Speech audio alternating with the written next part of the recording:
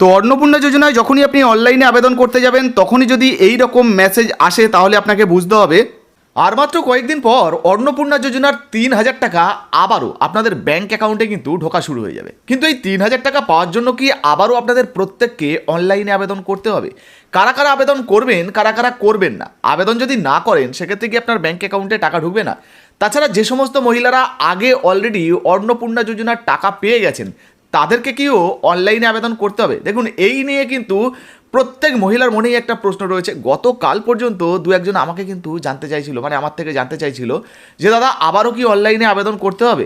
তো দেখুন, বর্তমানে যে সমস্ত মহিলারা অলরেডি অন্নপূর্ণা যোজনার টাকা পেয়েছেন বা যারা এখনো পর্যন্ত পাননি তাদের মধ্যে থেকে কাদেরকে আবেদন করতে হবে, কাদেরকে আবেদন করতে হবে না, এই নিয়ে কিন্তু আমাদের হাতে একটা গুরুত্বপূর্ণ তথ্য উঠে এসছে, একদম লাইভ প্রুফ সহ আপনাদেরকে দেখাবো।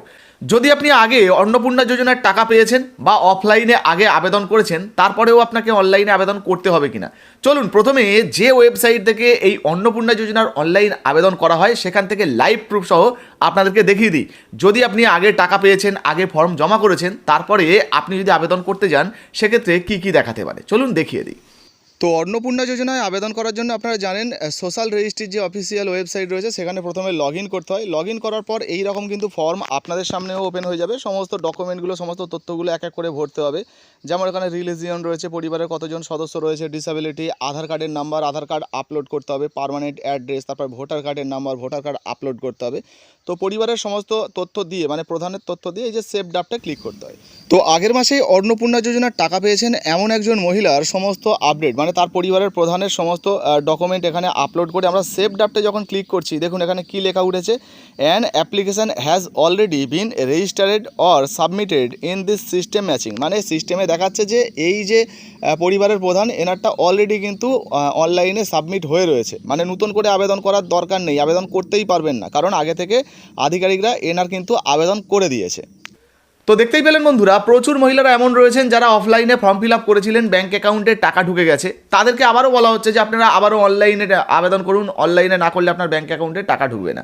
আর আপনি যখন অনলাইনে আবেদন করতে যাচ্ছেন, সাবমিট করবেন কি বা সেভ করবেন, তখনই কিন্তু এইরকম অপশান আসছে। এর অর্থ কী হলো যে আপনার যে অ্যাপ্লিকেশনটা সেটা আগে থেকেই আধিকারিকরা আপলোড করে দিয়েছেন, আপনার আবেদনটা হয়ে গেছে, তাহলে আপনি আবার কিভাবে আবেদন করবেন? এখানে তো আপনার মনে আবারও প্রশ্ন হতে পারে যে রে আমি তো ফর্মটা সাবমিট করতে পারলাম না, আমার মনে হয় আবার ব্যাঙ্ক অ্যাকাউন্টে টাকা ঢুকবে না। তো চিন্তা করবেন না, দেখুন যারা অলরেডি টাকা পেয়ে গেছে ম্যাক্সিমাম বা বেশিরভাগ ক্ষেত্রে তাদেরগুলো আধিকারিকরা ভেরিফিকেশন করে দিয়েছে এবং অনলাইনে তাদেরগুলো আপডেট হয়ে গেছে, সেই জন্য আপনাদের আর আবেদন করার প্রয়োজন পড়বে না। তারপরেও আপনারা যেভাবে দেখালাম এইভাবে কিন্তু চেক করে দেখতে পারেন যে আপনারটা সাবমিট হয়েছে কিনা।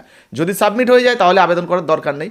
এবারে অনেকে বলছেন যে দাদা তাহলে যে সবাই বলে বেড়াচ্ছে যে সবাইকে অনলাইনে আবেদন করতে হবে, দেখুন এই রকম কোনো অফিসিয়াল ঘোষণা এখনো পর্যন্ত নেই। আপনি যদি অফলাইনে আবেদন করেন, হয়তো আপনার দেখুন এমনিতে তো হাজার হাজার ফর্ম জমা পড়েছে, আপনারা প্রত্যেকেই জানেন, প্রত্যেক ব্লক অফিসে, পৌরসভা যেখানে যাবেন না, কয়েক হাজার হাজার ফর্ম এরকম জমা পড়ে আছে। এবার ধরুন 6জন 8জন সেগুলোকে আপডেট করছে, ফলে তাদের তো একটা হিউজ পরিমাণের টাইম লেগে যাবে, তাই না?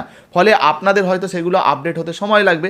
সেই জন্যই বলা হচ্ছে যদি আপনার ধরুন আপনি অফলাইনে আবেদন করেছিলেন, আপনার ব্যাঙ্ক অ্যাকাউন্টে টাকা ঢোকেনি, তো আপনি যদি অনলাইনে আবেদন করে দেন সেক্ষেত্রে ওই যে অনলাইনে আপনি সাবমিট করলেন ওনাদের কাছে কিন্তু নোটিফিকেশান চলে যাবে। যেমন ফেসবুকে হয় না যে আপনি যখন লগ ইন করলেন নোটিফিকেশান বারে ক্লিক করলে কিন্তু নোটিফিকেশান বারে দেখা যায় কে মেসেজ করেছে বা মেসেঞ্জারে কে মেসেজ করেছে সেগুলো দেখা যায়। ঠিক একইভাবে ওনাদের কাছেও কিন্তু ওই রকম নোটিফিকেশান চলে আসবে কটা আবেদন জমা পড়েছে না পড়েছে, এবং তারা সেই অনুযায়ী হয়তো ভেরিফিকেশান করবে। এরকম সিস্টেম সম্ভবত ওনাদের করা আছে।